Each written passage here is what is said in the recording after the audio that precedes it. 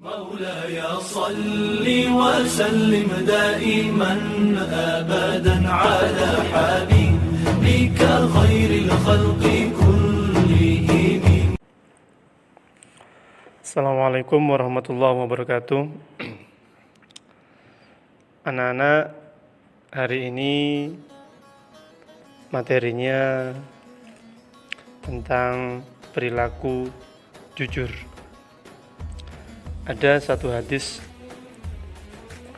yang menjelaskan tentang kejujuran. Bismillahirrahmanirrahim. Inna sidqa yahdi ilal birri wa innal birra yahdi ilal jannah.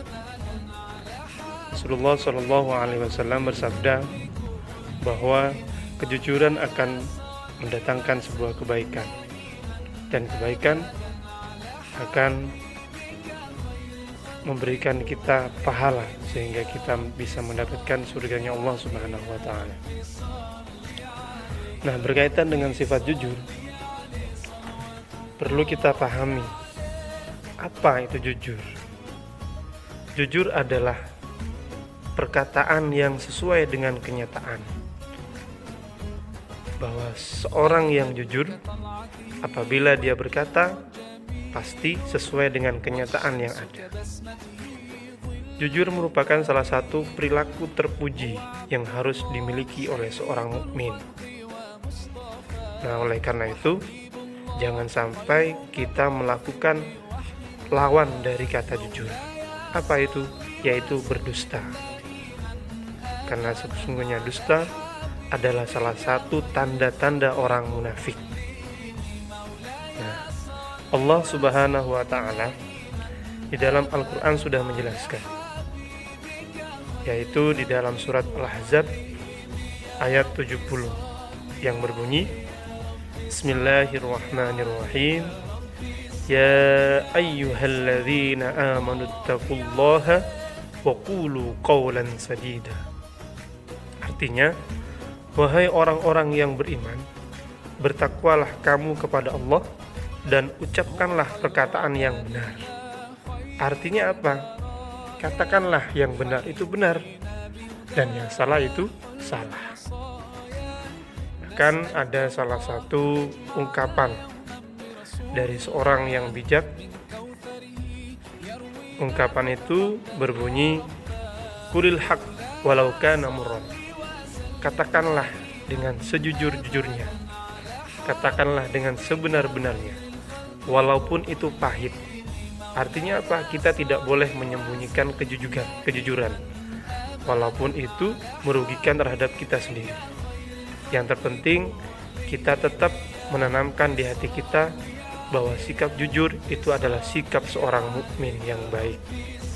Karena jujur itu adalah salah satu akhlak yang mulia yang diajarkan oleh syariat Islam.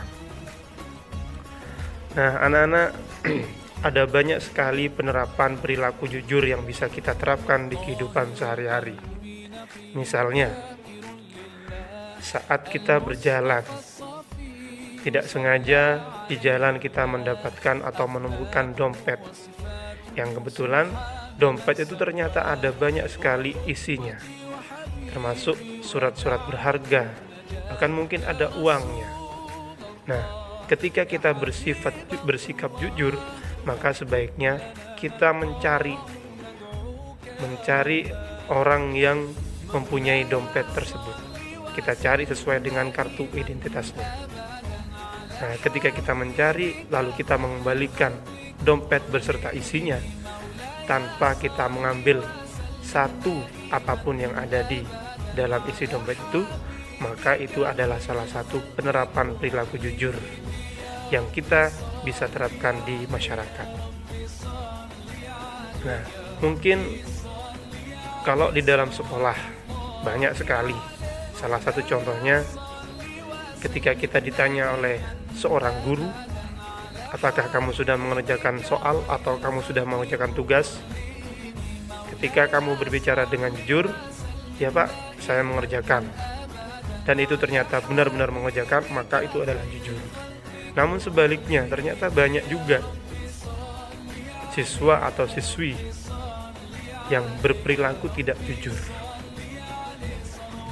dengan berbagai alasan, sehingga mereka berani tidak jujur kepada gurunya bahwa dia tidak mengerjakan tugas karena ini, karena itu, dan sebagainya. Nah, ini adalah salah satu sifat atau sikap yang tidak perlu kita lakukan.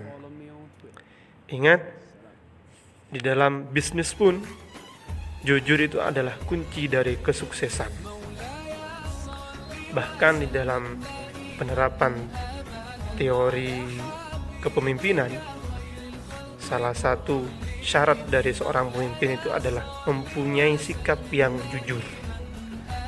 Oleh karena itu, kita sebagai orang mukmin yang baik, yang berakhlakul karimah, harus benar-benar memegang teguh yang namanya sikap jujur.